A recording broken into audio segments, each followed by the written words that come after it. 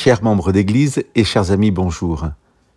Je commencerai aujourd'hui par les versets 2 et 3 du chapitre 1 de la première lettre de Paul aux Corinthiens. À ceux qui ont été consacrés en Jésus-Christ et qui sont saints par appel, avec tous ceux qui en tout lieu invoquent le nom de notre Seigneur Jésus-Christ, qui est leur Seigneur comme le nôtre. Grâce et paix à vous de la part de Dieu notre Père et du Seigneur Jésus-Christ.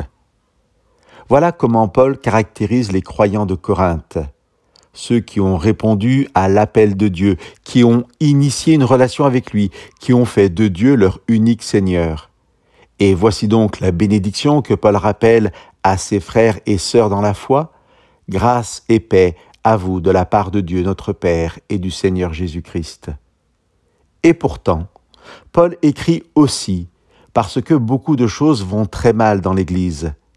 Je vais vous lire à la suite quelques remarques que Paul fait à ces mêmes croyants. Il y a des disputes parmi vous. Il y a parmi vous des passions jalouses et des disputes. Partout on entend parler de l'inconduite sexuelle qui accourt parmi vous, une inconduite telle qu'on ne la rencontre même pas ailleurs dans les nations. Vous êtes gonflés d'orgueil. Je le dis à votre honte, parmi vous, il n'y a pas un seul sage qui puisse prononcer un jugement entre ses frères. Au moment de manger, chacun se hâte de prendre son propre dîner, de sorte que l'un a faim tandis que l'autre est ivre.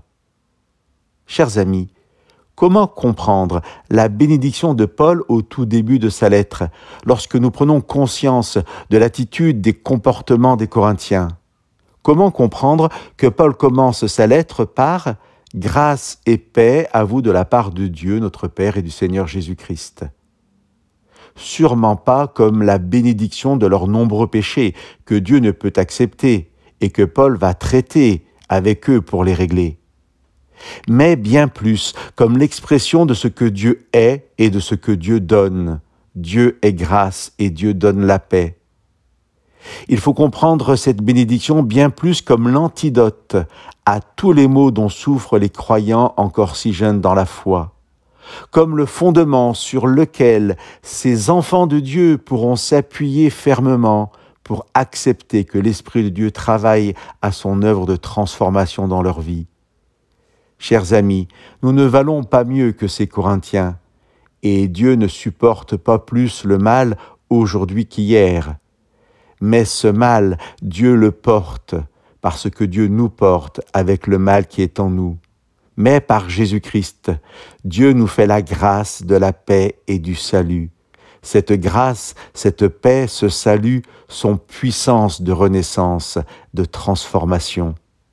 Laissons Dieu nous recréer à son image. Chers amis, que Dieu vous bénisse.